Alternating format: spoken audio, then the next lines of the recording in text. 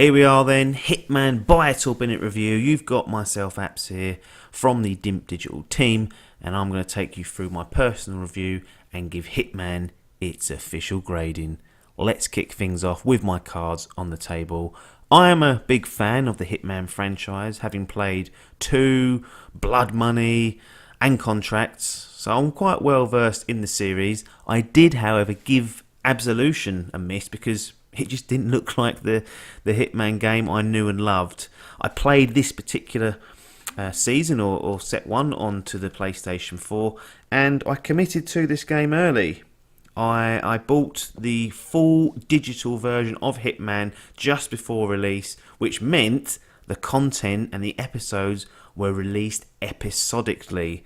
Now, Hitman is a third-person stealth game.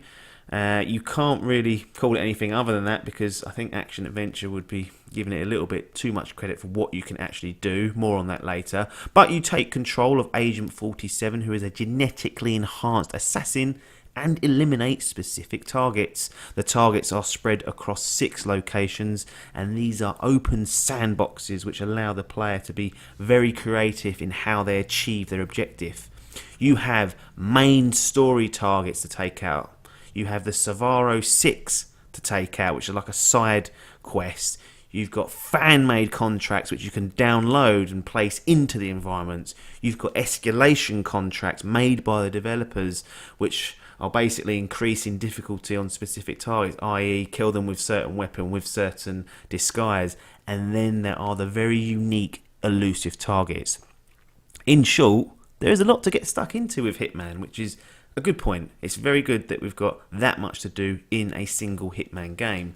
Now, the highlight of Hitman, in my view, is the environments. Each of these levels or worlds or locations are expertly crafted and offer you tons of opportunities to dispatch your targets. As a guide, you are offered a helping hand in the form of opportunities, which give you, specific tasks to do in order to eliminate a target in a specific way. Now, this was my preferred method to go and do things because I'm not all that creative, and it's just handy to have something there for someone like me who's lacking ideas or who wants pointers. But you can go off and obviously do it in your own way and figure out a way to do it that probably people haven't done. That's one of the great things. But if you do struggle with open-ended things, go to these opportunities. They really give you some good pointers. And it's a return to form for Hitman. You know, all the main targets are very good. And there are even a couple of bonus targets which offer a kind of a new spin on maps and locations that you'd already visited. One of them, for example, is set on a film set. You know, they're filming a scene in a part of the map, and you're trying to eliminate the lead actor. And it's great. There's obviously loads of different things you can do with that, and it offers some interesting opportunities for you. The episodic nature I felt worked in Hitman's favour. I probably didn't dig into each map as much as I would have liked. However, it was just a nice, to start an episode, do a target, do some of the optional stuff that's been added, maybe go back and experiment a bit, and then put the game away for a few weeks, knowing that there will be more stuff coming. And in a strange way, it's probably one of the more realistic simulations of the life of a hitman. Most of the year, I'd imagine they're sitting there on their asses waiting for the next contract to arrive. Now, obviously, you guys who are watching this probably don't have the benefit of that experience because I'm assuming you haven't bought it yet. But it doesn't make or break the game. It was just cool for me to experience the game in that way. I've not done that. Obviously Telltale do it quite a lot, but this is a different beast we're dealing with here. So it's a good way to experience it. But don't worry if you've missed the boat on that, because you're still going to have a great time with it. The elusive targets, these are very unique. They are targets that appear in the game as a new mission that pops up for around 2 to 5 days. Now, during that time period, however long it's set, you have to log in, jump into the game, and try and take them out. And it's one shot and you're done. Not one bullet, if you take 2 bullets, but if you make a hash of the mission and the target escapes or you get killed, you can't take them out again. That's it, they're gone. They disappear. Like real life, you don't get to retry that. And this offers some really tense gameplay. I mean, I've only done a couple of them, and I completely bodged the first one.